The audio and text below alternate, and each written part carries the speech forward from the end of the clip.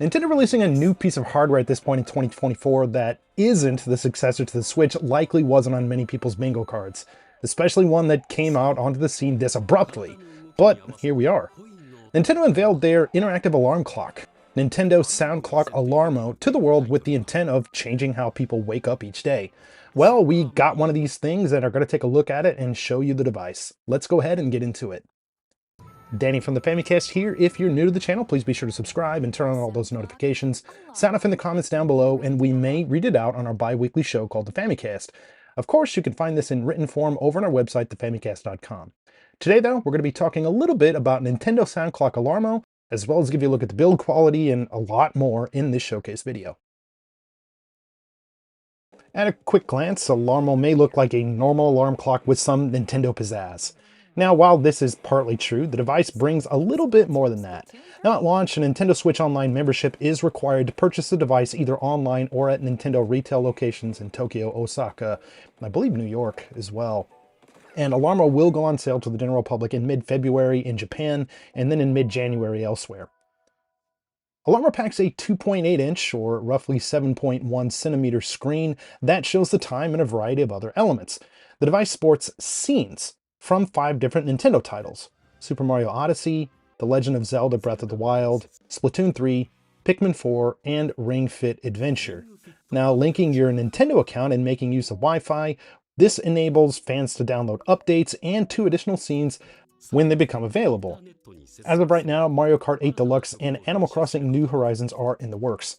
So yeah, you're free to select whichever title you like, with your favorite Nintendo characters appearing on the screen. The alarm function is one of the most interesting aspects of Alarmo. Now, using one of these 35 included themes, the clock will gradually wake you up with music and sounds from one of the included Nintendo titles. Now, this hands-free experience focuses on your body and hand movements, though you are able to opt for a more traditional experience with the so-called button mode. Now, this device also offers sleep tracking and your body movements when you're sleeping and stuff like that as well. Overall, this is a super interesting concept. Now, for more on the development of Alarmo, I would really suggest checking out the super interesting Ask the Developer that Nintendo has over on its site, talking with the 2 lead developers, Yosuke Tamori and Tetsuya Akama. You can find that in the description box below. Now, I completed my order for Alarmo here in Japan roughly 20 minutes after they went live on the online My Nintendo store. Now, even with that said, I still had to wait a week before being able to actually receive this thing. You know, it's still going to be a while before I can give my proper thoughts on the device, and that will likely come later, maybe in the form of a review or something. For now, I've just been kind of messing around with the device, and, you know, honestly, I think it does feel pretty durable. Now, while the display area itself is round, there's actually a smaller rectangular display in the center. And I can't quite tell just by looking, but it definitely doesn't look like an HD screen or anything like that. This is like a standard definition screen. And it almost seems kind of like a repurposed Game & Watch screen from like the Mario and Zelda releases from a few years ago, which I don't think is a bad thing. Those are pretty decent screens. Regardless of where you purchase the device, there are tons of language options. I live and bought the device here in Japan, but have completed all the settings in English. Now, in terms of sound, I think the speakers on Alarmo are actually surprisingly robust and quite loud. Now, just for the initial setup, I ended up turning it down since it was a lot louder than I anticipated.